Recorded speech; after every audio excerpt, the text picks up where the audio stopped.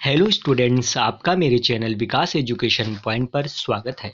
विद्यार्थियों, आज मैं आपको शिक्षा निदेशालय राष्ट्रीय राजधानी क्षेत्र दिल्ली द्वारा दी जाने वाली क्लास 9th के सामाजिक विज्ञान विषय से भूगोल से वर्कशीट या कार्यपत्रक 64 का अध्ययन करेंगे।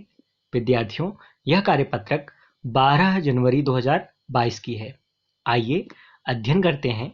आज का हमारा टॉपिक है पाठ 4 जलवायु। विद्यार्थियों, आइए आज हम वर्षा ऋतु के बारे में अध्ययन करते हैं।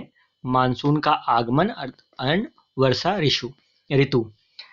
चलिए पढ़ते हैं, समझते हैं और दिए गए प्रश्नों के उत्तर लिखते हैं। विद्यार्थियों, जून के प्रारंभ में उत्तरी मैदानों में निम्न दाब की अवस्था तीव्र हो जाती है। यह दक्षिणी गोलार्ध की व्यापारिक पवनों को आकर्षित करता है। चूंकि ये पवनें गर्म महासागरों से के ऊपर से होकर गुजरती है, इसलिए ये अपने साथ इस महाद्वीप में बहुत अधिक मात्रा में नमी लाती है। ये पवनें तीव्र होती हैं तथा 30 किलोमीटर प्रति घंटे के औसत वेग से चलती हैं। विद्यार्थियों, सुदूर उत्तर पूर्वी भाग को छोड़कर ये मानसूनी पवनें देश के शेष भाग में लगभग 1 महीने में पहुंच जाती हैं। दक्षिण पश्चिम मानसून का भारत में अंतर्वाह यहाँ के मौसम को पूरी तरह परिवर्तित कर देता है। विद्यार्थियों, इस मौसम की अधिकतर वर्षा देश के उत्तर पूर्वी भागों में होती है। खासी पहाड़ी के दक्षिणी श्रृंखलाओं में स्थित मासिनराम विश्व में सबसे अधिक औसत वर्षा प्राप्त करता है। विद्यार्थियों,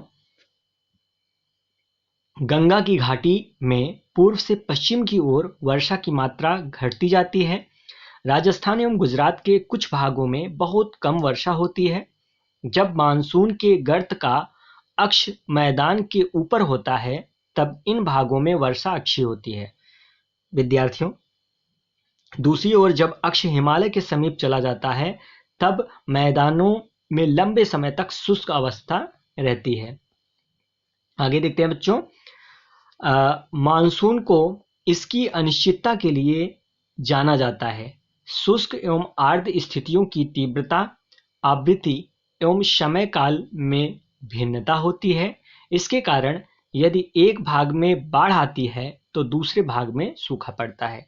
इसका आगमन एवं वापसी प्रायः अव्यवस्थित होता है, इसलिए यह कभी-कभी देश के किसानों की कृषि कार्यों को अव्यवस्थित कर देता है। चलिए, ये था आज का हमारा कार्यपत्रक बच्चों। आइए अब प्रश्नों के उत्तर करते हैं। निम्नलिखित प्रश्नों के उत्तर दो। पहला प्रश्न है, विश्व में सर्वाधिक औसत वर्षा किस स्थान पर होती है? तो इसका आंसर लिखेंगे, खासी पहाड़ी के दक्षिण श्रृंखलाओं में स्थित मासिनराम विश्व में सबसे अधिक औसत वर्षा प्राप्त करता है। अर्थात विश्व में सर्वाधिक औसत वर्षा मासिनराम में जो है होती है। ठीक है, नेक्स्ट क्वेश्चन है बच्चों, भारतीय उपमहाद्वीप में मानसून कैसे आता है? तो इसका आंसर लिखेंगे, इसका आंसर थोड़ा सा बड़ा है बच्चों, इस प्रकार से लिख लेना। जून के प्रारंभ में उत्तरी मैदानों में निम्न दाब की अवस्था तीव्र हो जाती है। यह दक्षिणी गोलार्ध की व्यापारिक पवनों को आकर्षित करता है। चूंकि ये पवनें गर्म महासागरों के ऊपर से होकर गुजरती हैं, इसलिए ये अपने साथ इस महाद्वीप में बहुत अधिक मात्रा में नमी लाती हैं। ये पवनें तीव्र होती हैं तथा 330 किलोमीटर प्रति घंटे के औसत वेग से चलती हैं। सुदूर उत्तर पूर्वी भाग को छोड़कर ये मानसूनी पवनें देश के शेष भाग में लगभग 1 महीने में पहुंच जाती हैं। दक्षिण पश्चिम मानसून का भारत में अंतर्वाह यहाँ के मौसम को पूरी तरह परिवर्तित कर देता है।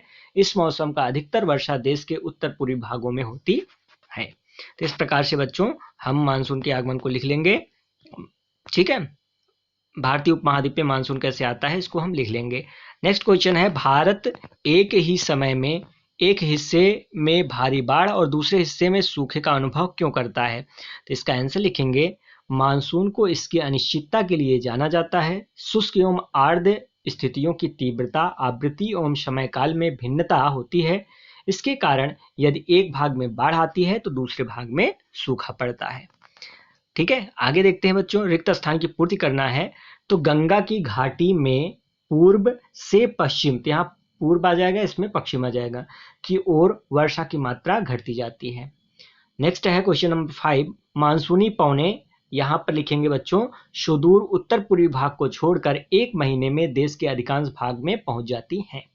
तो इस प्रकार से बच्चों हम प्रश्नों के आंसर कर लेंगे। यह था आज का हमारा कार्यपत्रक। बच्चों, कोविड-19 जैसे महामारी से सुरक्षित रहने के लिए हमें नियमित रूप से अपने हाथों को साबुन और पानी से धुलना चाहिए। धन्यवाद।